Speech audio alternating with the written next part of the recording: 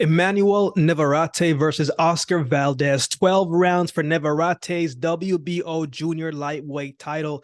This is going to be an interesting fight, interesting matchup. I'm sure we'll see our fair share of back and forth action in this fight. Let's get into it. Let's start with Emanuel Navarrete. 37 wins, 1 loss, 31 wins by way of knockout. It's been a long time since Navarrete has lost a fight. I mean, we're going back to 2012. I think that was his 6th or 7th fight.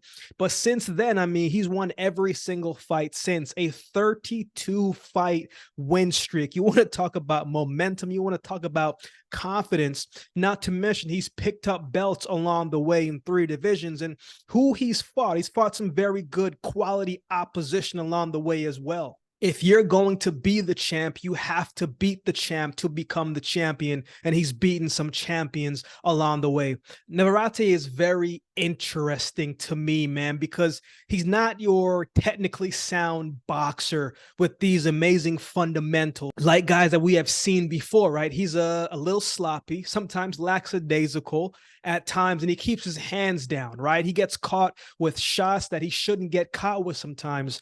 There are faults in his style, absolutely. His defense isn't the best as well. He gets hit often, and he's been dropped before, so questions about his defense as well, too. He also has a track record of weight being a problem for him and just making weight in general.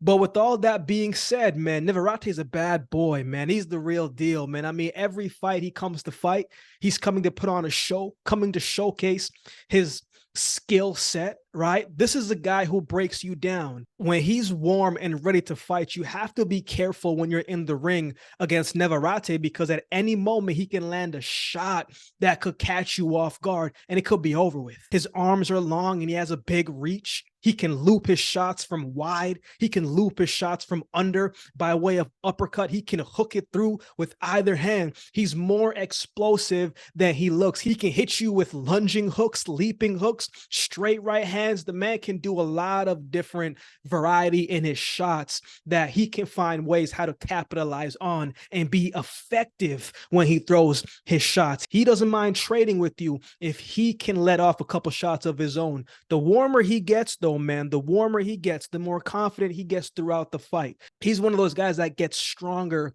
as the fight goes on, because typically, man, he doesn't come out really aggressive, doesn't really come out and really looks warm in the fight. Usually you see boxers coming into the ring and they already have a sweat going. Navarrete doesn't always have a sweat going, man. So the longer the fight goes on, he has to warm up and get into the fight. Now, we know what he did to Isaac Dogboe, especially in that second fight, right? The beating he put forth on Christopher Diaz and Joet Gonzalez. But there are 2 fights that I want to touch on. And the first one is the Eduardo Baez fight. Now, Baez is a tough, durable fighter who at this stage in his career is probably a tough test for the up-and-coming prospects, right? But he's a guy that what he lacks in skill, he makes up for it in effort and persistence. That was a fight where Baez was getting the better of Navarrete in the early half of the fight.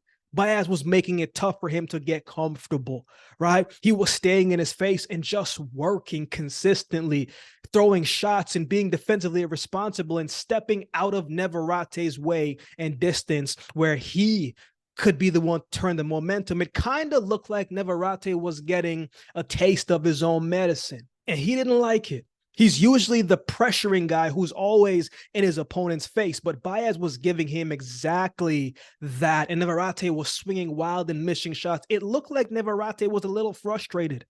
Navarrete was landing some good shots. Yes, he was touching up the body pretty well, right? But it wasn't often to me. Sometimes it looked like it was wild and he was just throwing something because he knew he was losing the momentum, right? But the thing with Navarrete is, man, when he touches you, like, you feel it. Even if it's not a clean shot, even if it just grazes you, man, he has a type of power that you feel it and it just weakens you a little bit. And he landed some good shots, some good body shots against Baez. And we saw what happened in the 6th round when he closed out the show by way of a body shot. But that wasn't a performance where you left saying Navarrete is a level ahead of this guy, right? It was a win that might have left more questions than answers. Kind of just looked like He was going through the motions, right? Maybe it was an off night, so to speak, but Baez had the right game plan, but got himself in trouble, and it was over with. In his most recent fight, he fought Liam Wilson for the vacant WBO junior lightweight title, man, in a new division, right? You could tell that Wilson and his team were watching a lot of Navarrete tapes because he did a good job of keeping the distance. He did a good job of covering himself up when Navarrete was looping in his shots that he likes to do. Wilson fought a great fight. I mean, he showed poise in the ring. He wasn't stagnant. He brought the fight to Navarrete, gave him different looks. And it was interesting because Navarrete, man, he was kind of struggling a little bit in the early half of the fight. The commentary, man, was very biased towards Navarrete, man. They weren't saying a thing about the work that Wilson was doing, and Wilson was doing some very good work, right? I think Tim Bradley even said, man, this fight was going to be over with in like the second or third round. And respectfully to Tim Bradley, I'm thinking to myself, yo, what are you seeing that I'm not seeing? And I'm saying, what are you seeing that everybody else isn't seeing? Because I didn't see what the heck that man was talking about, right? Because Wilson looked great, and it showed in the fourth round. Wilson had a massive fourth round, countered Navarrete, and ended up scoring a knockdown. The tides were starting to turn. Momentum was starting to shift. Was this going to be the fight that we saw Emanuel Navarrete lose? But he came back strong in that fifth round. And then from there, that's when he started to get going, man. Then he started to pick it up and let his hands go. And the heart and will of Emanuel Navarrete started showing. And once Navarrete got dialed in, then you started to see that offensive skill and power that he does possess when he does get locked in and does get warm and does get going, right? He did get clipped and hurt again in the sixth round, but when you have him hurt, you have to close out the show, because the longer that he's in the fight, the more aggressive that you become. He is going to capitalize off of that because he is tough, he's strong, but the way how he can sneak in shots and use his opponent's aggression towards them, it makes it tough, man. So even when you have him up against the ropes, you have to be careful about how you're coming in. If you have an opportunity to close out the show, you need to close out the show against this guy, because he will come back. You know, eventually in the ninth round, he ended up getting the stoppage, but Wilson took advantage of Navarrete's sloppiness, and it almost made him pay. He almost didn't win that fight, but he got the stoppage win. Let's talk about his opponent, Óscar Valdez. 31 wins, 1 loss, 23 wins by way of knockout. If Navarrete is going to beat Valdez, it's going to require a lot. Because not only is Valdez skilled and an accurate puncher, a sharp body puncher, smart, technically sound, and can punch, man, but he is as tough as they come. Remember when he fought Scott Quigg and won that fight with a broken jaw? Look, if I had a broken jaw, man, it would have been over with. You don't have to I would have went and told them, pass me the white towel and I'm going to throw it in myself. I'm not fighting with a broken jaw. But Óscar Valdez goes to show the level of toughness that he does bring into this fight, man. From that fight, he was able to work on his defense a little bit and just made better adjustments, man. You can't keep your head on a straight line like that. You can't keep your head down like that. And he made some adjustments in his next fight. Valdez is a guy that sets up his shots very well. He's got good timing, right? He's got good, consistent output. His work volume is good. He has a good jab. This is a fight where it could play out like when he fought Miguel Berchelt, right? Valdez showed a bit of everything that fight, showed his boxing ability, right? Showed his boxing IQ, showed his movement in the ring, showed that he could control the distance and the pace of the fight as the fight went on, showed good counter punching ability, good timing, and explosive power. That left hook was vicious and accurate that night. He had Miguel Berchelt wobbly in the fourth round. I had no idea how Berchelt lasted past that fourth round, man, because he got punished that round. I mean, credit to him. He's tough, very tough will, but he did take a beating in that fight, man. I mean, we saw as the fight went on when Óscar Valdez scored that knockout of the year, right? I mean, that beautifully timed shot that would have taken anybody out, the way how that shot connected. But that was a beautiful display of the full package of Óscar Valdez, man. It was a beautiful display of boxing, skill, ability, and power. right? It was one of the best performances that I've seen of him to date. Now, the good thing in this one for Valdez is he's not going to have to work too hard to find his opponent, because Navarrete does not move as well as a Shakur Stevenson or even a Robson Conceição, right? Stylistically, those two fights were going to give Óscar Valdez a little bit more trouble than other ones. But in Valdez's last fight, man, I thought he looked good in the rematch against Adam Lopez. He dominated the fight. The speed was still there. The power was still there. The footwork and the combinations was all still there and put together very well. I mean, he broke Lopez's nose in the final round. Again, if my nose was breaking, I'm going to get the towel and throw it myself. You know what I'm saying?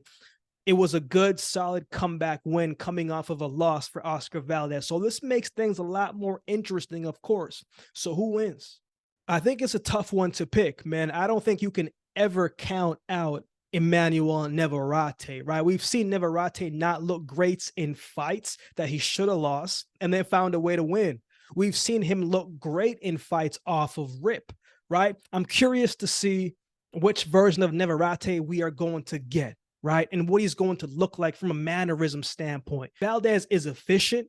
He's technically sound. He does what he looks what you want a boxer to look like, right? He's got power behind his shots. He's got good hand speed. Counters are fast and snappy. Good jab. Will make Navarrete pay for the times that he does overcommit and miss wide.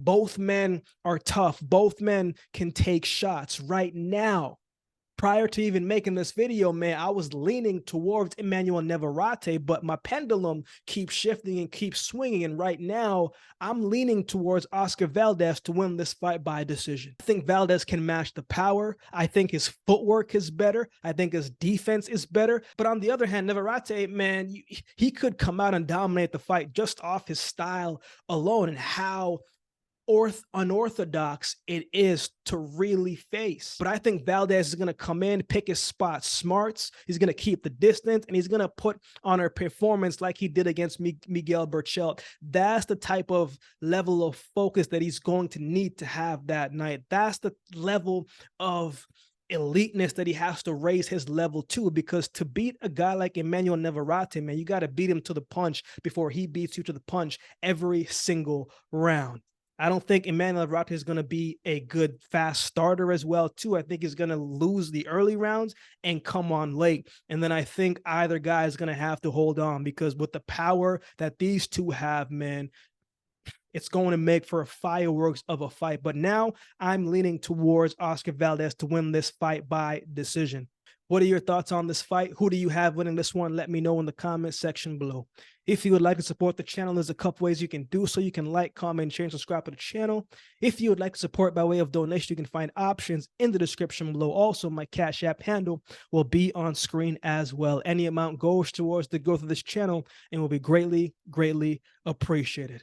We recently just got a membership section going on the channel. Don't always get to do all the suggested videos you guys suggest in the comment section below, but if you become a member, those suggested videos rise to the top, and I will do my best to get those done for you. Or if you would like to become a member just to show love and to support the channel, that would be greatly appreciated as well. Shout out to everybody that continues to like, comment, share, and subscribe to the channel. I appreciate each of you. So with all that being said, if you've been watching the video this long, do me a favor and subscribe to the channel, and we'll definitely see you next time.